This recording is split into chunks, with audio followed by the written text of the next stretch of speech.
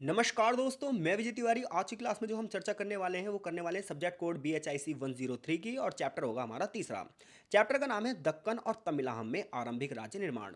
Chapter के नाम से आपको क्लियर हो गया होगा कि चैप्टर में हम ये पढ़ने वाले हैं कि दक्कन का आरंभिक समाज कैसा था, वहाँ के आरंभिक लोग कैसे थे और किस प्रकार से दक्कन में राज्य की उत्पत्ति हुई। इसी प्रकार से तमिल का जो समाज था वो कैसा था, वहाँ की जो ज्योग्राफिकल विशेषताएं थी वो कैसी थी, यानी कि भौगोलिक विशेषताएं कैसी थी, और किस प्रकार से वहाँ पर भी राज्य की उत्पत्ति हुई। तो देखो, जब जब हम राज्य की उत्पत्ति की बात कर रहे हैं तो हम ये बात कर रहे हैं कि शासन व्यवस्था का निर्माण किस टाइप से हुआ। तो पिछले चैप्टर को पढ़ने के बाद आपको ये पता चल गया था कि दक्कन की राजनीति में जो राजनीति की नींव रखी थी वो रखी थी सातवाहन वंश के राजाओं ने। तो अगर आपने दूसरे चैप्टर के लेक्चर को नहीं सुना है तो सबसे पहले उस लेक्चर को जरूर सुन लो। इसके अलावा यदि आप हमारे चैनल पर नए हो तो चैनल से जरूर जुड़ो। लेक्चर आपको समझ में आ रहे हैं, नहीं आ रहे हैं, कमेंट बॉक्स में कमेंट कीजिए और वीडियो को लाइक भी ज़रूर कीजिए। चलो भाई, शुरू करते हैं आज की क्लास। और सबसे पहले ये जानने की कोशिश करते हैं कि आखिर राज्य की उत्पत्ति कैसे हुई। आखिर किस वजह से राजा की जरूरत पड़ी लोगों को। तो देखो, जब आप आरंभिक साम्राज्य की बात करोगे तो आरंभिक जो साम्राज्य था वो आदिम समाज था। मनुष्य पूरी तरीके से प्रकृति पर डिपेंडेबल था, प्रकृति पर ही आश्रित था। कंदमूल फल फूल खाकर जीवन यापन करता था, नदियों से पानी पीता था, जरूरत पड़ने पर शिकार भी कर लेता था। समय बीता और मनुष्य ने कृषि को सीखा। जब कृषि की खोज हुई तो मनुष्य ने स्थायी जीवन व्यतीत करना शुरू कर दिया। अब जब मनुष्य ने स्थायी जीवन व्यतीत करना शुरू कर दिया तो कृषि में जो उत्पादन हुआ, तो कुछ लोगों का ज़्यादा उत्पादन हुआ, कुछ लोगों का कम। जिनका ज़्यादा उत्पादन हुआ वो अमीर हो गए और जिनका कम उत्पादन हुआ वो गरीब। लेकिन कुछ वर्ग ऐसे भी थे जो उत्पादन प्रक्रिया से जुड़े ही नहीं थे। तो उन्होंने लूटपाट का क्या करा, लूटपाट का रास्ता अपनाया। तो ऐसे में समाज में अराजकता वाली स्थिति फैल गई, क्योंकि कोई भी ऐसा वर्ग नहीं था, कोई एक शासक नहीं था जो रूल और रेगुलेशन लगा सके और लोगों को सुरक्षित रख सके। परिणामतः राज्य की उत्पत्ति हुई होगी, ऐसा बहुत सारे विद्वानों का मानना है। और जब जब आप एक राज्य की उत्पत्ति के बारे में बात करोगे तो प्रस्तावना आपकी यही समझा रही है आपको कि राज्य की उत्पत्ति का मतलब है कि एक केंद्रीकृत राजशाही होगी, एक सेंट्रल जो है राजशाही होगी जिसमें एक राजा प्रमुख होगा। इसके अलावा बहुत सारे उसके मंत्री होंगे, एक बहुत बड़ी नौकरशाही उसके अंडर में कार्य कर रही होगी। कर को वसूलने के लिए अधिकारी होंगे और सीमाओं की रक्षा के लिए बड़े पैमाने पर सैनिक होंगे। जनता स्वामी भक्त होगी। लेकिन एक टाइप का शासन और चल रहा था भारत में आरंभिक समाज में। वो शासन था मुखिया तंत्र का, जो कि तमिल में चलेगा। दक्कन में आप राजनीति के बारे में पढ़ोगे, यानी कि सातवाहन वंश ने किस प्रकार से दक्कन की राजनीति में राजनीतिक सत्ता की नींव रखी, ये पढ़ोगे आप। दूसरी चीज, आप जब तमिलनाम की राजनीति पढ़ोगे तो आपको पता चलेगा वहां पर मुखियाओं का शासन था। यानी कि छोटे छोटे कबीलाई समाज थे, हर कबीलाई समाज का एक सरदार था और वो सरदार सारे डिसीजन लेता था। लेकिन जो मुखिया तंत्र होगा, उस मुखिया तंत्र के लिए पता है क्या है, एक बड़ी नौकरशाही की जरूरत नहीं है और एक बड़ी सेना की भी जरूरत नहीं है। तो मुखिया तंत्र और राज्य तंत्र में बहुत बड़ा अंतर है, जो कि ये प्रस्तावना हमें क्लियर कर रही है। आई होप सो ये चीज़ आपको समझ में आ गई होगी। चैप्टर की शुरुआत जो होती है वो यहाँ से होती है कि सातवाहन वंश के ऐतिहासिक स्रोत कौन से हैं। तो लास्ट चैप्टर में हमने पढ़ लिया था कि हमें सातवाहन वंश के इतिहास के बारे में जानकारी कहाँ से मिलती है।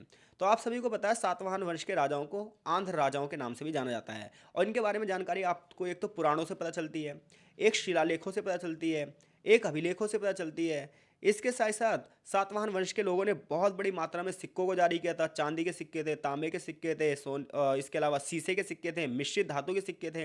इन सिक्कों के ऊपर इनकी आकृतियाँ भी बनी हुई, इनके नाम भी गुदे हुए हैं, जिससे हमें इनके बारे में पता चलता है। तो ये चीज़ हम चैप्टर नंबर 2 में डिस्कस कर चुके हैं, इस पे ज़्यादा चर्चा मैं नहीं करूंगा वरना लेक्चर लेंथी हो जाएगा। तो सातवाहन वर्ष के जो ऐतिहासिक स्रोत हैं वो कौन कौन से हैं, इसके लिए चैप्टर नंबर 2 को बहुत ध्यान से पढ़ो। यहाँ पर वैसे भी छोटी सी चर्चा की गई है। बस इतना ध्यान रखना, सातवाहन वंश के राजाओं के बारे में आपको सिक्कों से पता चल रहा है, ठीक है भाई। इसके अलावा अभिलेखों से पता चल रहा है, इसके अलावा जो पुराण हैं हमारे उनसे उनके बारे में पता चल रहा है। अगला जो ये पैराग्राफ है कि राज्य की उत्पत्ति के विषय में, तो जैसे कि मैंने अभी चर्चा करी थी प्रस्तावना में कि राज्य की उत्पत्ति के विषय के बारे में इतिहासकारों की अलग अलग राय है। कुछ इतिहासकार अलग टाइप से सोचते हैं कि राज्य की उत्पत्ति हुई है, कुछ इतिहासकार इसे धर्म के रूप से भी जोड़ते हैं। हालांकि ज़्यादातर मामलों में ये माना गया कि व्यापार का विकास हुआ होगा, लोगों का विकास हुआ होगा, नगरों का फैलाव हुआ होगा। परिणामतः हर चीज़ को कंट्रोल करने के लिए, नियम और रेगुलेशन को बनाने के लिए क्या हुआ होगा, राज्य की उत्पत्ति हुई होगी। कुछ लोग कह रहे हैं नहीं, आबादी बड़ी होगी, आबादी की वजह से संसाधनों पर दबाव बढ़ा होगा, तो लोगों ने संसाधनों की छीना झपटी शुरू की होगी। परिणामतः राजनीतिक व्यवस्था की उत्पत्ति हुई होगी। हालांकि ज़्यादातर विद्वान इसी बात से सहमत हैं कि बढ़ती हुई जनसंख्या पर नियंत्रण करने के लिए राज्य एक सक्षम औजार है। और ऐसे में शुरुआत में जनता अनियंत्रित थी, प्राकृतिक अवस्था में रहती थी। तो उन्हें नियंत्रित करने के लिए, राजस्व को इकट्ठा करने के लिए प्रशासनिक भागीदारी की जरूरत थी। परिणामतः राज्य की उत्पत्ति हुई होगी। तो राज्य की उत्पत्ति के बारे में अलग अलग विचार हैं, जिसकी चर्चा अभी हमने प्रस्तावना में की थी। पूर्व व्रत जो ये वाली हेडिंग है ये आपको यहाँ नहीं पढ़नी है। उसका रीज़न ये है क्योंकि ये कह रहा है कि आपने पिछले चैप्टर में क्या पढ़ा था। चैप्टर की जो वास्तव में शुरुआत है ना वो यहाँ से होती है, जहाँ से आपको ये समझाया जाएगा कि दक्कन की राजनीति किस प्रकार से उठी, किस प्रकार से दक्कन में राजनीतिक व्यवस्था की नींव रखी गई। तो दक्कन में राजनीतिक व्यवस्था की नींव रखने का जो श्रेय जाता है वो जाता है सातवाहन राजाओं को। ये पुराणों के अनुसार ये माना गया है कि दक्कन में जो सबसे पहली राजशाही वंश की स्थापना करी है वो सातवाहन राजाओं ने ही करी है। तो इससे पहले हम दक्कन की राजनीति को पढ़ें, सबसे पहले जान लेते हैं दक्कन की ज्योग्राफी, यानी कि दक्कन वर्तमान में भारत में कहाँ पर स्थित है। तो मैं आपको एक नक्शे पे ले चलता हूँ ताकि आप इस नक्शे से अच्छे तरीके से समझ पाएँ। तो जो नक्शे में आपको ये रेड वाला एरिया दिख रहा है ये है दक्कन। अब जब आप इस दक्कन को समझोगे तो आपको ये पता चलेगा कि यहाँ पर पर्वतीय इलाके भी हैं, पठारी इलाके भी हैं और ये समुद्र से जुड़ा हुआ क्षेत्र भी है, इसलिए यहाँ पर तटीय मैदान भी हैं। इसके आप वेस्टर्न में देखोगे, यानी कि इसके आप पश्चिम में देखोगे तो आपको यहाँ पर कोंकण क्षेत्र दिखाई देगा, जबकि इसके पूर्व में देखोगे तो आपको आंध्र क्षेत्र दिखाई देगा। यहाँ की जो प्रमुख नदियाँ होंगी वो होंगी महानदी, गोदावरी और कृष्णा। ये सारी नदियाँ पश्चिम से निकलेंगी और पूर्व की ओर बंगाल की खाड़ी में गिर जाएंगी। इन नदियों की वजह से ही यहाँ का क्षेत्र उपजाऊ भी है और इसी उपजाऊपन की वजह से यहाँ पर कई बार झगड़े भी होंगे, स्थानीय राजाओं की लड़ाइयाँ भी होंगी। क्योंकि ये क्षेत्र समुद्र से भी जुड़ा हुआ है तो इसीलिए व्यापारिक मार्ग भी होंगे और व्यापारिक मार्ग होने की वजह से भी यहाँ पर क्या होगा, लड़ाई झगड़े होंगे। तो आपको दक्कन की ज्योग्राफी समझ में आ गई। यहाँ पर यही लिखा है कि दक्कन एक प्रायद्वीपीय पठारी क्षेत्र भी है, यहाँ पर पर्वतीय श्रृंखलाएं भी हैं, तटीय मैदान भी है। पश्चिम में यहाँ पर कोंकण क्षेत्र है और पूर्व की ओर आंध्र प्रदेश। यहाँ का जो पठारी भाग है उसका ढलान चूंकि पश्चिम से पूर्व की ओर है, इसी वजह से ज़्यादातर नदियाँ पश्चिम से निकलती हैं और किस ओर बहती हैं, पूर्व। प्रमुख नदियाँ कौन सी हैं, महानदी, गोदावरी और कृष्णा, जो कि अभी हमने नक्शे में सारी चीज़ें समझ ली हैं। अब देखो दक्कन की राजनीति में, यानी कि जो अभी हमने देखा क्षेत्र नक्शे में, उस क्षेत्र की राजनीति में कौन से वंश का सबसे बड़ा योगदान है, वो योगदान है सातवाहन वंश का। तो पुराणों के अनुसार सिमूक जो था वो सप्तवाहन शासक की जो थी, सप्तवाहन वंश की जो वंशावली थी उसका क्या था, संस्थापक था। तो पुराणों के अनुसार पहला सप्तवाहन राजा था सिमूक, जिसने सातवाहन शक्ति की स्थापना करी थी। इसके बाद उसका भाई आता है कान्हा, या फिर इसी से हम कृष्णा के नाम से भी जानते हैं, जिसके बारे में हमें जानकारी नासिक के शिलालेख से पता चलती है। और ये सारी चर्चा हम पिछले चैप्टर में कर चुके हैं। इसके अलावा अन्य राजाओं की जो जानकारी है वो हमें मिलती है नानाघाट शिलालेख से। नानाघाट शिलालेख की बात करें तो इस शिलालेख का निर्माण एक रानी थी और इन रानी का नाम था नागनिका। तो रानी नागनिका ने एक शिलालेख का निर्माण करवाया था, नानाघाट शिलालेख। अगर आप रानी नागनिका की बात करोगे तो रानी नागनिका राजा सातकर्णी की विधवा पत्नी थी, ठीक है भाई। और आगे चलकर उन्हें यज्ञों का आयोजन भी करा था। तो इन यज्ञों के बारे में हमें उन्हीं शिलालेखों से पता चलता है और उन्हीं शिलालेखों से हमें सातवाहन वंश के अनेक राजाओं के बारे में जानकारियां मिलती हैं। इसी प्रकार से एक जगह है जुन्नर, जो कि समुद्र तट से जुड़ी हुई जगह थी। यहाँ पर एक गुफा है, इस गुफा में सप्तवाहन शासकों की क्या थी, आकृतियां खुदी हुई थी। लेकिन क्या हुआ, समय बीतने की वजह से मूर्तियां नष्ट हो चुकी हैं, लेकिन उनके ऊपर जो नाम लिखे हुए थे वो नाम पता चले हैं, जिससे हमें ये पता चलता है कि ये राजा रहे होंगे, लेकिन उनकी जो आकृति है वो हमें सही से नहीं पता चली है। सप्तवाहन वंश की बात की जाए तो इसमें सबसे बड़ा जो राजा होगा वो राजा होगा सातकर्णी, जिसकी चर्चा हमने सेकंड चैप्टर में की थी। और उसके बाद एक राजा आएगा गौतमी पुत्र सातकर्णी, जिसने बहुत लंबे समय तक शासन किया था। हालांकि उसके बाद के जो राजा हैं उनकी जानकारी बहुत कम है। उसका रीज़न यही है कि जो इतिहास है वो समय के साथ विलुप्त हो गया है। गौतमी पुत्र सातकर्णी की बात करोगे तो उसने बहुत सारे राजाओं को हराया और अपनी सीमाओं का विस्तार किया। ऐसा उसकी माँ के शिलालेख से पता चलता है, जिसमें वो बहुत खुश है और अपने बेटे को आशीर्वाद दे रही है, उसकी प्रशंसा भी की गई है। ये माना गया है कि गौतमीपुत्र सातकर्णी ने ही सातवाहन जो वंश के शासक रहे इनको गौरव प्रदान किया है, इन्हें प्रसिद्धि में इनका ही योगदान है। जैसा कि एक किताब है पेरिप्लस ऑफ द एरिथ्रियन सी, इसे पढ़ने के बाद आपको ये पता चलेगा कि सातवाहन राजाओं के शक जो छत्रप थे उनके साथ लगातार संघर्ष होते रहते थे और वो संघर्ष व्यापारिक मार्ग पर कंट्रोल करने के लिए होते थे, यानी कि जो व्यापारिक रास्ता था उस पर नियंत्रण करने के लिए इनके शकों से युद्ध होते रहते थे, जिसकी चर्चा हमने सेकंड चैप्टर में कर ली थी। तो यहाँ से यहाँ तक को अगर आपको और डीपली जानना है तो सेकंड चैप्टर का जो सेकंड पार्ट मैंने अपलोड किया उसे बहुत ध्यान से पढ़ो। अब देखो जो इस चैप्टर में नया मामला है वो यहाँ से है, ये सब हम पिछले चैप्टर में पढ़ चुके हैं। इसमें बस वही लिखा है कि सप्तवाहन वंश के कौन कौन से शासक थे, उनके बारे में कहाँ कहाँ से पता चला, जो कि हमने सेकंड चैप्टर के सेकंड लेक्चर में पढ़ लिया था। अब हमें यहाँ से पढ़ना है जो इस चैप्टर में नया है और जहाँ से इस चैप्टर से प्रश्न बनते हैं। तो जब आप सप्तवाहन वंश यानी कि दक्कन की राजनीति पढ़ोगे तो सबसे पहले वहाँ की बस्तियों को जानते कि वहाँ की बस्तियाँ कैसे थीं। तो जो आरंभिक अभिलेख मिले हैं उनकी प्राप्ति के आधार पर यह कहा जा सकता है कि सातवाहन ने अपने शासकों का प्रारंभ कहाँ से किया था, पश्चिमी दक्कन से। यानी कि सातवाहन वंश ने अपनी राजनीति की शुरुआत कहाँ से करी थी? पश्चिमी दक्कन से की थी। लेकिन कुछ अभिलेख ऐसे मिलते हैं कि पूर्व के क्षेत्रों में भी इनका क्या था, साम्राज्य था।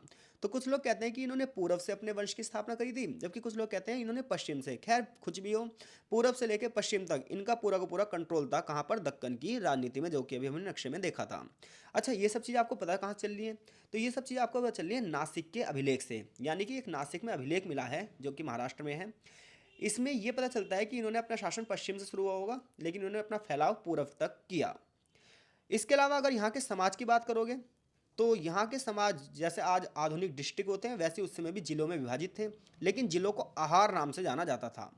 तो यानी कि सातवाहन वंश का संपूर्ण दक्कन पर कब्जा था, और ये अनेक आहारों में बटा हुआ था। जैसे कि आज एक जो स्टेट है वो बहुत सारे डिस्ट्रिक्ट में बटा होता है, तो डिस्ट्रिक्ट को क्या कहा जाता था? आहार कहा जाता था। जैसा कि नासिक शिलालेख में हमें 5 आहारों के बारे में जानकारी मिलती है, यानी कि 5 जिलों के बारे में जानकारी मिलती है। जैसे कि नासिक के आसपास ही एक जगह थी गोवर्धन आहार, ऐसी पश्चिमी तट पर एक जगह थी सोपार का आहार, ऐसी पुणे और सतारा के पास एक जगह था ममला आहार, ऐसी कर्नाटक के पास एक था बेल्लारी आहार, और ऐसी गुजरात में था कपूर शरा ठीक है, कपूर शरा। तो कपूरशरा जो आहार था। तो इस प्रकार से आपको पता चलता है कि जिलों को क्या कहा जाता था? आहार। और नासिक शिलालेख से आपको 5 आहारों की जानकारी मिलती है। तो सातवाहन वंश या फिर दक्कन में आप देखोगे, तो दक्कन में जो थे क्षेत्र बड़े बड़े, वो किस में बटे हुए थे? आहारों में बटे हुए थे। जैसे कि नासिक शिलालेख से कितने आहारों के बारे में पता चला है? 5 आहारों के बारे में पता चला है। अब हम पश्चिमी तट की विशेषता पढ़ेंगे। तब जब आप पश्चिमी तट पर जाओगे तो वहाँ पर आपको मिलेगा गुजरात के पास भड़ौच, कल्याण, सोपारा, चौल, कोंकण। यहाँ पर बड़े बड़े बंदरगाहों की स्थापना होगी। बंदरगाह जहाँ पर पानी के जहाज़ आवाजाही करते हैं, पानी के जहाज़ खड़े होते हैं। तो इससे पता चलता है कि ये क्षेत्र व्यापारिक मार्ग से कितना ज़्यादा महत्वपूर्ण था, कि बड़े पैमाने पर बाहर से भी जो व्यापार होता होगा वो यहीं से होता होगा। इन बंदरगाहों से क्रय विक्रय होता होगा, देश के आंतरिक और बाहरी भागों में सामान लाया और ले जाया जाता होगा। जैसे कि एक जो किताब है, जैसे कि आपको पता है, पेरिप्लस ऑफ द एरिथ्रियन सी, इसकी रचना ग्रीक के गुमनाक नाविक ने की थी। यानी कि हमें उसका नाम नहीं पता, बट ये पता है कि कोई बंदा था ग्रीक का, एक गुमनाम नाविक है, कोई नाव चलाने वाला बंदा था, जिसने एक किताब लिखी थी Erythraean Sea, Periplus of the Erythraean Sea. इससे हमें ये पता चलता है कि इस समय इन इन क्षेत्रों से क्या होता होगा? व्यापार होता होगा। और इसी व्यापारिक मार्ग की वजह से ही, इन्हीं बंदरगाहों को कंट्रोल करने की वजह से ही युद्ध भी हुए होंगे। और ये युद्ध किसके बीच में हुए हैं? सातवाहन और शक राजाओं के बीच में। समुद्र तट से अगर दूर की बस्तियों की बात करोगे, तो पश्चिमी तटों से जो दूर के क्षेत्र थे, लगभग 30 किलोमीटर के आसपास जुन्नूर, नासिक और उसके आगे कृष्णा नदी के जो मैदान थे, वहाँ पर बस्तियाँ बसी हुई थी। ज़्यादातर क्षेत्रों में कृषि होती थी, क्योंकि नदियों के किनारे का क्षेत्र था। जैसे कि आपने पढ़ा था भी, महानदी, गोदावरी, ये सब नदियाँ थी यहाँ पर। तो ये सभी क्षेत्र कृषि के लिए बहुत ज़्यादा संपन्न थे, बहुत ज़्यादा उपजाऊ थे। और बड़े पैमाने पर जो उपज होती थी, इसी के माध्यम से व्यापार भी किया जाता था। इन्हीं बंदरगाहों के माध्यम से बड़े पैमाने पर भारत और अन्य देशों के बीच में भी संपर्क स्थापित रहा होगा। जैसे कि यहाँ पर एक जगह है पैठन। तो गुजरात में एक जगह है भड़ौच, भड़ौच के पास ही एक जगह है पैठन। तो पैठन का प्राचीन जो क्षेत्र था वो गोदावरी नदी के आसपास 4 किलोमीटर तक फैला हुआ था।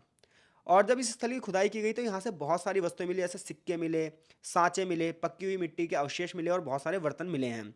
जिससे पता चलता है कि यहाँ पर इन चीज़ों का निर्माण होता होगा शायद, और यहीं से आयात निर्यात भी होता होगा। कौन सी जगह से? पैठन से। मैंने हाईलाइट कर रखा है भाई, ये चीज़ आप अपने आंसर में जरूर लिखना। इसी प्रकार से एक और जगह है जिसका नाम है टेर। टेर दक्कन के कपास उत्पादक क्षेत्रों में स्थित है। यानी कि दक्कन में बड़े पैमाने पर कपास की खेती होती थी, और कपास की खेती भी सबसे ज़्यादा कहाँ पर होती थी? टेर में। इस स्थल की खुदाई से हमें ये सारी चीज़ें मिली हैं। यहाँ से लकड़ी के परकौटे मिले हैं और रंगने वाले बर्तन भी मिले हैं, जिससे पता चलता है यहाँ पे कपड़ों की रंगाई का काम भी होता होगा। तो अगर आपको बात की जाए कि इतिहास में टेर किस चीज़ के लिए फेमस था, तो ये कपास उत्पादक क्षेत्रों के लिए था। और यहाँ पर बहुत सारे लकड़ी के क्या मिले हैं? परकौटे मिले हैं और रंगने वाले बर्तन भी मिले हैं। इसके अलावा यहाँ पे हाथी दांत से बनी हुई सुंदर तस्वीरें भी मिली हैं, जो कि शायद रोम के पोम्पई नगर से आती होंगी। ईंटों से बने हुए चैत्य भी मिले हैं, जो आगे चलकर ब्राह्मणों के मंदिर के रूप में परिवर्तित हो गए होंगे। ऐसे दक्षिण में एक जगह और मिली है, और वो है क्या? उज्जैन। उज्जैन नर्मदा नदी के स्थित पर है और आज महाकालेश्वर से जुड़ा हुआ है, आप सभी को पता है। यहाँ पर अजंता और पीतलखोरा की जो गुफाएं हैं वो भी मिली हैं। और यहीं पर भोकर नद मिला एक जगह। भोकर नद की अगर बात करोगे तो यहाँ पर मन के बनाने का बहुत बड़ा केंद्र था। यहाँ पर सीप और हाथी के दांत के काम के लिए भी ये क्षेत्र जाना जाता था। कौन सा क्षेत्र? भोकर नद। दक्षिण में और आगे की ओर जाओगे तो कृष्णा नदी के पास एक जगह मिलेगी आपको, करद। करद का जो वर्णन है वो बौद्ध अभिलेखों में किया गया है, बौद्ध ग्रंथों में भी किया गया है। और यहीं पर एक क्षेत्र था कोल्हापुर। जहाँ पर तांबे की वस्तुएं बहुत सारी मिली हैं। इसके अलावा यहाँ पर पोसाइडन की मूर्तियाँ भी मिली हैं। गाड़ी और तांबे की जो वस्तुएं हैं ये भी यहाँ पर आपको मिली हैं। ऐसी एक जगह यहाँ पर है माधवपुर, जो कि बेलगाम का उपनगर है। यहाँ की जो खुदाई हुई, यहाँ से बहुत सारे सिक्के मिले हैं। और एक किलेबंद बस्ती के बारे में भी यहाँ से हमें पता चलता है। थोड़ा सा और आगे जाओगे तो आपको मिलेगी अमरावती। अमरावती के बारे में आप सबको पता है, अमरावती बौद्ध धर्म का एक बहुत बड़ा केंद्र रहा आगे चलकर। और ये आंध्र प्रदेश में आज के स्थित है। एक जगह और मिली है करीमनगर। यहाँ से बहुत सारे ऐतिहासिक स्थल मिले हैं। ये हैदराबाद से लगभग 70 किलोमीटर दूर पर है। यहाँ पर पकी हुई मिट्टी की वस्तुएं मिली हैं और बड़े बड़े आकार की ईंटें भी मिली हैं, जिनमें गारा और चूना लगा हुआ है। तो ये इससे पता चलता है कि सतवाहन वंश की जो बस्तियां थीं, इन बस्तियों में नाना प्रकार के कार्य होते थे, यानी कि विभिन्न प्रकार के कार्य होते थे, और हर एक बस्ती का अपने एक विशेष कार्य के लिए जानी जाती थी। कहीं पर कृषि थी, तो कहीं पर शिल्पकारी हो रही है, कहीं पर व्यापारिक मार्ग हैं, व्यापार हो रहे हैं। ठीक है। और ये ज़्यादातर जो बस्तियाँ हैं ये नदियों के आसपास के इलाकों में ही बसी हैं, क्योंकि रिसोर्सेस इन्हें यहीं से प्राप्त हो रहे हैं। ऐसी एक जगह धरनिकोटा। धरनिकोटा नदी के माध्यम से जुड़ा हुआ क्षेत्र है। यहाँ पर क्या है, लकड़ी के घाट मिले हैं। इसके अलावा आगे चलकर इन घाटों का निर्माण ईंटों से हुआ है। ये सारी चीज़ें पता चलती है कैसे डेवलप्ड हुआ है। इसके अलावा और भी बहुत सारी जगह जैसे पौनार, पौनी, मंडल, भटकुली, अड़म, ये सब बस्तियां थी कहाँ की, दक्कन की। तो दक्कन की अगर आप भौगोलिक विशेषताएं बताओगे और दक्कन की जो आरंभिक बस्तियां थी वो कैसी थी, तो आप शायद यहाँ से पूरा का पूरा आंसर अपना कंप्लीट कर सकते हो। सातवाहन वंश की एक और विशेषता थी कि दक्कन में किलेबंद बस्तियों का विकास हुआ। क्योंकि जब युद्ध होते हैं, सामने से आक्रमण होते हैं, तो आप किलों का निर्माण करवाओगे और सुरक्षा की और आप अपना योगदान दोगे। तो ऐसी बहुत सारी फर्शों की जो ठोस और कुटी हुई मिट्टी से बनाई गई हैं फर्शें, छत के निचले भाग को लकड़ी के खंभों के सहारे खड़ा किया गया है। ये सब हमें खुदाइयों से पता चलता है। और सबसे बड़ी बात पता है क्या है, अगर दक्कन में आप आज रेलवे मार्ग देखोगे, रेलवे लाइन देखोगे, तो ये वहीं बनाई गई है रेलवे लाइन, वहीं बिछाई गई है रेलवे लाइन जहाँ से पहले ये व्यापारिक मार्ग थे। अब हम बात करते हैं दक्कन का प्रशासन कैसा था। तो दक्कन का जब प्रशासन करोगे तो यहाँ पर एक क्या होगा, राजा होगा, और ये बहुत ही सारे मंत्रियों को अपने अंतर्गत रखेगा। इन मंत्रियों की नियुक्ति राजा करेगा। मंत्री का जो पद है वो पैतृक नहीं होगा, यानी कि मंत्री के बाद उसका बेटा मंत्री नहीं होगा, उसकी योग्यता के आधार पर उसे मंत्री बनाया जाएगा। सप्तवाहन शासकों की बात की जाए तो इन्होंने एक नई प्रथा की शुरुआत करी, भूदान की। ठीक है। इन्होंने बड़े पैमाने पर जो गांव से प्राप्त धन था उनका बड़े बौद्धों को और ब्राह्मणों को दान दिया है। सो सतवाहन प्रशासन की बात करोगे तो ये मौर्य शासन की जैसा ही था लगभग लगभग। बहुत सारे जो शिलालेख मिले हैं, बहुत सारे अभिलेख मिले हैं, और किताबों से पता चलता है कि जो राज्य की धुरी थी वो कौन था, राजा था। और प्रशासन को चलाने के लिए बहुत सारे मंत्रियों की नियुक्ति भी की गई थी। लेकिन ये जो मंत्री थे ये पैतृक वंश से नहीं थे, ये योग्यता के आधार पर चुने जाते थे। इसके अलावा बड़े पैमाने पर भूमि दान भी दिए गए हैं। ये माना गया ज़्यादातर भूमि दान जो है वो ब्राह्मणों को और बौद्ध संघों को दिए गए हैं। और इसी प्रथा को आगे चलकर जो गुप्त राजा आएंगे ये गुप्त राजा भी चलाएंगे। भू राजस्व की वसूली के लिए बहुत सारे अधिकारियों को रखा जाएगा। इस काल के शासक अधिक से अधिक भूमि कृषि योग्य बनाने के लिए उत्सुक रहते थे, जिसके लिए बड़े पैमाने पर जंगलों को साफ किया जाता था। और ये माना जाता था जो बंदा जंगलों को साफ करेगा, कृषि योग्य बनाएगा, वो भूमि उसी की मानी जाएगी। इसके अलावा कुछ लोग व्यापारी भी थे जिन्हें श्रेणी कहा जाता था, और ये बैंक का भी कार्य करते थे। और बहुत सारे आराम गृहों का भी निर्माण करवाया गया, अतिथिशालाओं का भी निर्माण करवाया गया, जिससे पता चलता है सातवाहन वंश की वास्तुकला भी ठीक ठाक थी। समाज की बात करोगे तो समाज में नियम कैसे चलते थे दक्कन में। तो देखो, भारत में जो व्यवस्था चलती थी वो मनु के हिसाब से चलती थी, जिसमें 4 वर्ण होते थे, एक ब्राह्मण, एक क्षत्रिय, एक वैश्य और एक शूद्र। ये माना जाता था राजा सिर्फ क्षत्रिय ही बन सकता है। लेकिन जब आप दक्कन की राजनीति पढ़ोगे तो आपको पता है क्या पता चलेगा, आपको ये पता चलेगा कि यहाँ पर जो राजा बने वो क्षत्रिय थे ही नहीं। सातवाहन जो थे वही ब्राह्मण थे, तो ये क्षत्रिय वंश से नहीं थे, पहली चीज़। तो यहाँ के जो समाज था वो बहुत सारे नियमों को नहीं फॉलो करता था जो नियम उस समय चलते थे। दूसरी बात यह है कि नियम ये चलता था कि बच्चा जो है वो अपने नाम के आगे या पीछे अपने पिता का नाम लगाएगा। लेकिन यहाँ पर ना ये जो सातवाहन वंश के राजा थे, इन्होंने अपने नाम के आगे अपनी माता का नाम लगाया है, जिससे पता चलता है कि जो पितृवंशिकता चलती थी वो यहाँ नहीं चलती थी, यहाँ चलती थी मातृवंशिकता। तो सातवाहन राजाओं के बारे में आप देखोगे तो जो मनुस्मृति में जो नियम चलते थे उन नियमों के बारे में ये पूरी तरीके से फॉलो नहीं करते थे। जैसे कि बहुत सारे शिलालेखों में पता चलता है कि वो पिता के नाम के स्थान पर माता का नाम यूज़ करते थे, जैसे गौतमी पुत्र सातकर्णी। और जो कि धर्मशास्त्रों की परंपराओं से मेल नहीं खाता, क्योंकि धर्मशास्त्रों ये कहते हैं कि पिता का नाम लगना चाहिए, लेकिन ये लोग क्या लगाते थे, अपनी माता का गोत्र लगाते थे। इसके अलावा सप्तवाहन शासकों ने अपने आप को ऐसे ब्राह्मण के रूप में प्रस्तुत किया है जिन्होंने क्षत्रियों के अभिमान को कुचल दिया है। ब्राह्मण ग्रंथों के अनुसार केवल क्षत्रियों को ही शासन करने का अधिकार था, लेकिन इन ब्राह्मणों ने अधिकार किया है। इसके अलावा दान करते थे ये लोग बड़े पैमाने में ब्राह्मणों को और बौद्ध धर्मों को, जिससे पता चलता है कि अन्य धर्मों से भी इनका लगाव था। इसके अलावा जो लोग जैसा काम करते थे उन्हें उस नाम से पुकारा जाता था, जैसे लोहार, माली, मछुआरे, इन सब का भी नाम उल्लेख है, लेकिन इनकी स्थिति ज़्यादा ठीक नहीं थी। दानकर्ताओं की एक और श्रेणी थी जिन्हें यवन के नाम से या विदेशियों के रूप में जाना जाता था। हालांकि यवन जो शब्द है ये आयोनियन यूनानिया से लिया गया है, और इससे पता चलता है कि सातवाहन वंश के जो लोग थे इन्होंने विदेशियों को भी यहाँ पर आने दिया और उनके साथ कोई भी भेदभाव नहीं किया। महिलाओं की बात की जाए तो महिलाएं स्वतंत्र रूप से अपने आप या अपने पति या बेटों के साथ दान देती थी। सातवाहन रानियों की बात की जाए तो इन्होंने भी अपने नाम के आगे नए निका लगाया है। ठीक है भाई। और इन्होंने ब्राह्मण और बौद्ध विश्वों को बहुत सारे उपहार दिए हैं। इन सब से हमें ये पता चलता है कि दक्कन का जो समाज था वो उतना रूढ़िवादी नहीं था, उतने ब्राह्मणिक नियमों से नहीं चलता था जो कि उत्तर भारत में चीज़ें जैसे चलती थी। ब्राह्मणीय ग्रंथों को उतनी तरीके से जमीनी स्तर पर नहीं ढाला गया है यहाँ पर, जिस और जो कि इसकी राजनीति से पता भी चलता है कि जहाँ पर क्षत्रिय राजा नहीं है और महिलाओं को भी उचित सम्मान दिया गया है। तो अगर दक्कन के समाज के बारे में पूछे आपसे, दक्कन की राजनीति के बारे में पूछे आपसे, सातवाहन वंश के बारे में पूछे, तो ये चीज़ें यहाँ पर जाके ख़त्म हो जाती हैं और आई होप सो ये चीज़ें आप अच्छे से समझा भी पाओगे। आगे इस चैप्टर के दूसरे क्षेत्र की बात करते हैं। देखो यहाँ पर क्वेश्चन भी यही बनाया, सातवाहन काल के दौरान समाज की जो विशेषताएं उनकी चर्चा कीजिए, या इस काल में जो व्यापारिक मार्ग थे इन पर टिप्पणी कीजिए। तो वो नाम आपको याद होने चाहिए, तो आप ये आंसर बहुत आसानी से कर दोगे। आई होप सो चीज़ें आपको समझ में आ रही होंगी। अब हम साउथ इंडिया के एक और क्षेत्र की बात करते हैं, तमिलाहम, जिसे आज हम तमिल के नाम से जानते हैं। ये जो आपको नक्शे में क्षेत्र दिख रहा है ये पूरा का पूरा तमिलाहम है और तमिल यहाँ की प्रमुख भाषा है। तो तमिलाहम की जब आप ज्योग्राफिकल जो विशेषताएं हैं उसे पढ़ोगे तो यहाँ पर जो पहाड़ियाँ हैं ये वेंकटम की पहाड़ियाँ हैं। तो वेंकटम की पहाड़ियाँ और कन्याकुमारी के जो बीच का पूरा क्षेत्र है इसी क्षेत्र को हम क्या कहेंगे, तमिलाहम। यानी कि कन्याकुमारी की जो पहाड़ियाँ हैं और ऊपर जो वेंकटम की पहाड़ियाँ हैं, इन दोनों के बीच का जो क्षेत्र है ये क्या कहलाएगा भाई, ये क्षेत्र कहलाएगा तमिलाहम, जिसके अंतर्गत आज का तमिलनाडु और केरल आता है। यहाँ पर बहुत सारे प्रकार की भौगोलिक परिस्थितियाँ हैं, बहुत सारे प्रकार की जलवायु हैं। यहाँ वन भी हैं, पहाड़ भी हैं, हरे मैदान भी हैं, चारागाह भी हैं, शुष्क मैदान भी हैं, नमी भूमि भी है और लंबा समुद्री तट भी है। तीनों ओर से पानी से घिरा हुआ क्षेत्र है ये। कौन सा, तमिल आहम। तो ये तो बात हो गई तमिल आहम की ज्योग्राफी, जो कि हमने नक्शे से भी समझ लिया देखो यहाँ पर, और यहाँ पर जो लिखा हुआ है वो भी समझ लिया है। यहाँ पर 5 तरीके का जीवन क्षेत्र है, यानी कि 5 तरीके से यहाँ पर जीवन जिया जाता है। नक्शे में अलग अलग टाइप से अलग अलग करल करके भी दिखाया गया है। तो जब आप तमिल काव्यों को पढ़ोगे, यानी कि तमिल कविताओं को पढ़ोगे, तो आपको इस क्षेत्र की नेचर के बारे में बहुत सुंदर तरीके से वर्णन किया गया है। आज भी आप चले जाओ साउथ इंडिया में, केरल में खासतौर पे, तो यहाँ की जो नेचर है बहुत ज़बरदस्त नेचर है। यहाँ की जो प्रकृति है वो बड़ी ज़बरदस्त है। पहाड़ी इलाके भी हैं, पठारी इलाके भी हैं, गंगा कह रहा हूँ, नदियों का क्षेत्र भी है, माफ़ कीजिएगा, गंगा नदी नहीं है लेकिन नदियों का क्षेत्र है। यहाँ पे एक बहुत बढ़िया नदी है, पेरियार नदी। तो साउथ इंडिया का नेचर आज भी बड़ा जबरदस्त है, प्राकृतिक स्थल बहुत अच्छे हैं।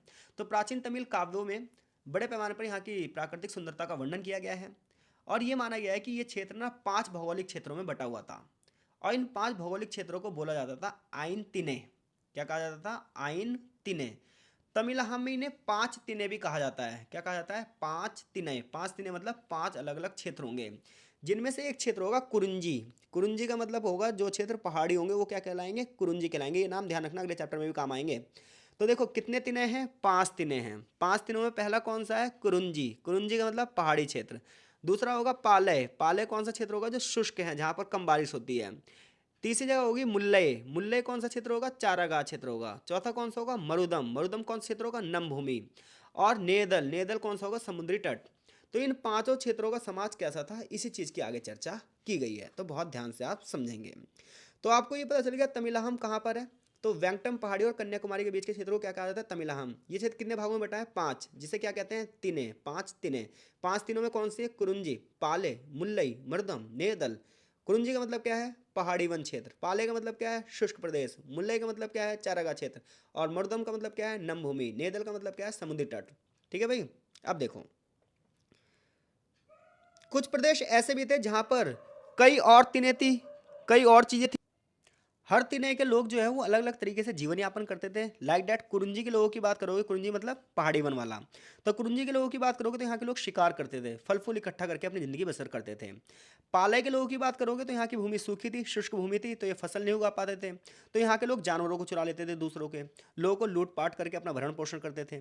मुल्लई के लोग, क्योंकि यहाँ की भूमि कैसी थी, घास के मैदान थे, चारागाह थे, तो ये पशुपालन करते थे, झूम खेती करते थे। मर्दुम के जो लोग थे, मर्दुम मतलब नम भूमि, तो यहाँ पर हल से खेती हो सकती थी। और नेदल यानी कि समुद्र के पास वाला जो इलाका था, यहाँ पे लोग क्या करते थे, मछलियों को मारते थे, नमक बनाते थे। तो इस प्रकार से हर क्षेत्र की जो भौगोलिक विशेषताएं अलग थी, इसी प्रकार से हर क्षेत्र के लोग अलग अलग टाइप के काम भी करते थे। लेकिन सबसे ज़्यादा जो आकर्षित करती थी भूमि, वो करती थी कौन सी, वो थी मैदानी इलाके वाली भूमि। इसलिए मैदानी इलाकों पर ही ज़्यादातर लोग शासन करना चाहेंगे। तो राजनीतिक समाज का उद्भव भी कहाँ से होगा, तो राजनीतिक समाज का उद्भव भी मैदानी इलाकों से ही होगा। तो देखो 5 क्षेत्र थे, 5 तिनें थी, और हर तिने में अपना अलग अलग मुखिया था। तो आप देखो दक्कन की राजनीति देखोगे तो वहाँ पर एक बड़े राजनीतिक वंश की स्थापना होगी, सातवाहन वंश की। लेकिन यहाँ पर मुखिया तंत्र चलेगा, जो कि हमने चैप्टर में शुरुआत में बात कर ली थी, मुखिया तंत्र कैसा होता है। कुछ मुखिया तंत्र छोटे होते थे, कुछ बड़े बड़े भी होते थे। कविताओं में कुल मुखिया तंत्र के मुखियाओं को श्रेष्ठ, यानी कि हर मुखिया तंत्र का एक मुखिया होगा जो सबसे श्रेष्ठ माना जाएगा, जिसे क्या कहा जाएगा, पेरू मकन। और उसके पुत्र को क्या कहा जाएगा, कोमकन। देखो यहाँ पर जो शब्द है ना, इन शब्दों को आप कॉपी में लिख लो ताकि आपको आसानी रहे। तो जो बड़ा मुखिया होगा उसे क्या कहा जाएगा, पेरूमकन, और जो उसका पुत्र होगा उसे क्या कहा जाएगा, कोमकन। ऐसा जो अभिलेख मिले उससे पता चलता है। अब देखो इससे यही पता चलता है कि नातेदारी व्यवस्था चलती होगी, ब्लड रिलेशन चलते होंगे, यानी कि रक्त संबंध चलते होंगे। लेकिन समय बीता, जब एक कुल के मुखियाओं ने दूसरे कुल के मुखियाओं को अपने नियंत्रण में कर लिया, संघर्ष हुए, लड़ाई झगड़े हुए, तो धीरे धीरे ये परंपराएं बदल गईं, जिनकी चर्चा आपको अगले चैप्टर में मिलेगी। कुछ नाम आपने हिस्ट्री में सुने होंगे, चौल वंश, चेर वंश, पांड्य वंश। ये इन्हीं क्षेत्रों के मुखिया तंत्रों में से उठे थे, जो आगे चलकर शासन व्यवस्था को आगे बढ़ावा देंगे। अब यहाँ पर विभिन्न प्रकार के मुखिया तंत्र की बात की जाएगी। तो देखो नाम यहाँ पर थोड़े से टफ आएंगे, लेकिन घबराना आपको नहीं है। तो तमिल क्षेत्र में 3 प्रकार के मुखिया तंत्र थे, जिनमें पहला था किल्लार। जो किल्लार होते थे छोटे मुखिया होते थे। एक होते थे वैलीर, ये होते थे बड़े मुखिया। और एक होते थे वैंडर, ये होते थे सबसे बड़े मुखिया। यानी कि सबसे बड़े मुखिया को क्या कहा जाएगा, वैंडर।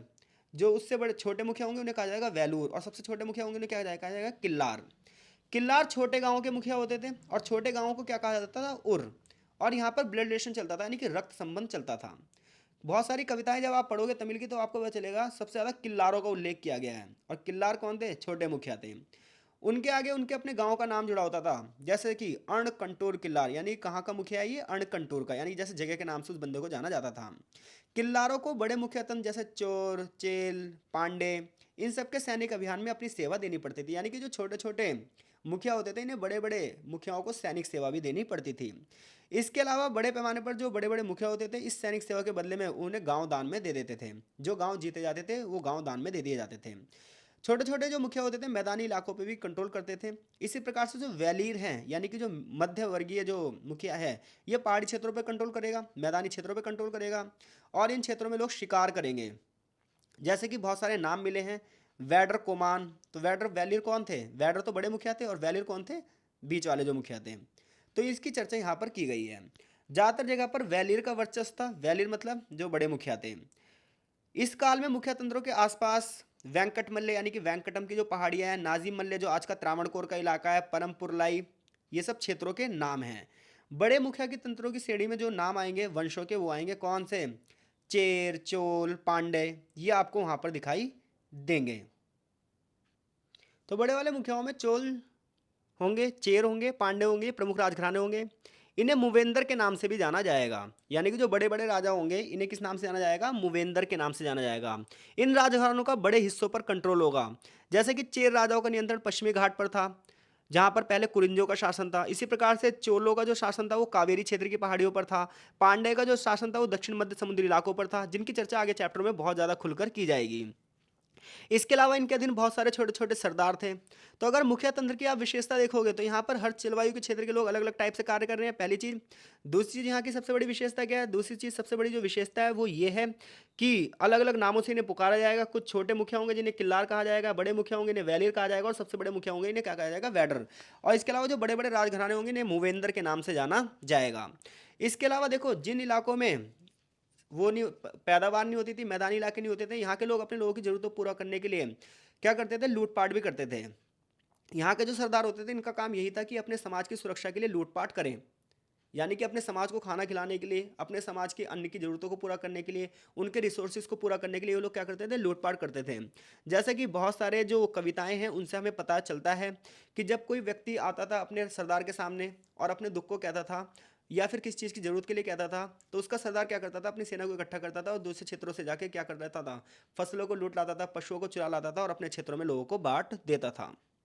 तो बहुत सारे अगर आप देखोगे तो कुल मिलाकर इस क्षेत्र की जो आय का साधन था वो लूट मार की व्यवस्था थी। जैसा कि पुरनानुरू में एक काव्य है और उस काव्य का नाम है, उस कविता का नाम क्या है, उर्तुर किंतार। और वहाँ पे उर्तुर किंतार नाम के सरदार का उसमें उल्लेख किया गया है कि जब उसके पास आय की कमी थी और कोई भी व्यक्ति जब उससे उपहार मांगने आता था तो वो क्या करता था, वो हथियार बनवाता था अपने लोहार से और फिर जाके दूसरे क्षेत्रों पर आक्रमण करता था और वहाँ से लूट कर लाता था और फिर अपने वाले व्यक्ति को जिसने उसे उपहार मांगा उसे उपहार दे देता था।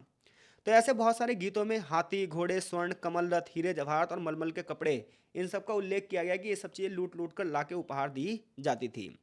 अब हम बात करते हैं मूवेंदर की। मूवेंदर कौन थे भाई? मूवेंदर वो थे जो बड़े बड़े राजा थे। तो बहुत सारे राजाओं ने क्या करा है, राजाओं की उपाधियां ली हैं जिससे यहाँ पर चर्चा की गई है। तो देखो, राजा का मतलब ये नहीं है कि यहाँ पर राज्य की स्थापना हो चुकी है। राज्य के निर्माण के लिए स्थायी सेना चाहिए, नियमित कर व्यवस्था चाहिए जो कि चैप्टर हमने शुरुआत में पढ़ लिया था, एक नौकरशाही चाहिए, एक स्थानीय प्रशासनिक निकाय चाहिए। लेकिन ये सब चीज़ें यहाँ पर नहीं थी। यानी कि जब आप चोल वंश का इतिहास पढ़ोगे, चेर वंश का इतिहास पढ़ोगे, पांड्य वंश का इतिहास पढ़ोगे, तो राजा की उत्पत्ति तो हो चुकी थी, लेकिन राज्य की उत्पत्ति अभी नहीं हुई है। जो ये मूवेंदर हैं ये सरदारों से भिन्न हैं। यानी कि ये वैसे सरदार जो हैं वो छोटा पद है, लेकिन मूवेंदर बड़ा पद है। मूवेंदर एक राजा का पद है, लेकिन मूवेंदर राजा का पद का मतलब नहीं है कि इसने सब चीज़ें रख ली होंगी। तो बड़े बड़े सरदारों को अपने अधीन करने के लिए इन मूवेंद्रों का उदय हुआ होगा। यानी कि जो मूवेंद्र नाम के ये बंदे थे, ये मूवेंद्र नाम के जो बड़े बड़े सरदार थे उनको कब्जे में करने के लिए बने थे।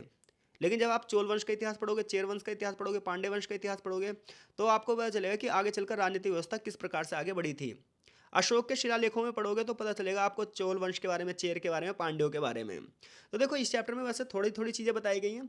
इसे जब आप और गहराई से पढ़ोगे तो आपको चैप्टर नंबर 4 में पता चलेगा। यानी कि चैप्टर नंबर 3 जो है वो थोड़ा सा हमें सातवाहन वंश के बारे में बता रहा है और थोड़ा सा साउथ की व्यवस्था के बारे में बता रहा है। तो इसे पढ़ने के बाद जब आप चौथा चैप्टर पढ़ोगे तो आपको चीज़ें बिल्कुल बहुत विस्तृत रूप से समझ में आ जाएंगी, क्योंकि पूरे के पूरे चौथे चैप्टर में इसी चीज़ की चर्चा की गई है। तो कुल मिलाकर यहाँ से यहाँ तक बस यही है कि इन सरदारों के बारे में, इन मूवेंद्रों के बारे में, चोल चेर पांड्यों के बारे में हमें बहुत सारे संगम वंश के साहित्यों से पता चलता है। इतने साथ साथ बहुत सारी जो कविताएं रची गई हैं उनसे पता चलता है। अनेक कविताओं में पराम्बुलुमाई जैसे कि पोल्लाची के समीप के जो बड़े बड़े सरदार हैं उनका वर्णन किया गया है। ऐसी नजीम मलाई आदिरन उनका वर्णन किया गया है। कोडम्बे के इरंकु वेल का वर्णन किया गया है। तो इससे ये सारी चीज़ें पता चलती हैं कि राजनीतिक सत्ता की जो स्थापना है वो मूवेंद्र के टाइम पर शुरुआत होगी, लेकिन पूरी तरीके से आएगी नहीं। बड़ी बड़ी सभाएं आयोजित की जाएंगी। इन सभाओं को मनरम कहा जाएगा। जो किसी पेड़ के नीचे बैठकर, जो पेड़ के नीचे चबूतरा होगा उस पर बैठकर क्या होंगे, डिसीजन लिए जाएंगे। बड़े बड़े समूह होंगे, जैसे कि एपुरम कुजू का मतलब है 5 बड़े समूह, एड़े पेरायम का मतलब है 8 बड़े समूह। इन सभी नामों से उन्हें जाना जाएगा। चैप्टर यहीं फिनिश होता है।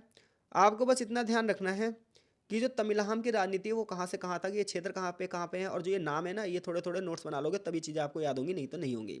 आगे चैप्टर का एक सारांश दिया है और चैप्टर की शब्दावली दी है। जैसे किल्लार कौन थे, तो ये मुखिया थे, ये सरदार का सबसे छोटा तबका था। तिने तिने जलवायु क्षेत्र के आधार पर जो भूमि को बांटा गया था वो था। भाट, राजाओं की प्रशंसा में जो कवि लिखते थे उन्हें भाट कहा जाता था। पेड़ के नीचे बैठने के लिए चबूतरा बनाया गया था, उसे मनरम या पौदील कहा गया था। तो ये शब्दावली हैं जो इस चैप्टर को टफ बनाती हैं, बाकी तो चैप्टर ये आसान है। आई होप सो चीज़ें आपको समझ में आई होंगी। जो चीज़ नहीं समझ में आई होगी वो आप हमें टेलीग्राम ग्रुप में क्वेश्चन भेज सकते हो, मैं आपको वहाँ समझा दूंगा। मिलते हैं आपसे नेक्स्ट चैप्टर में, तब तक के लिए आपका बहुत बहुत धन्यवाद।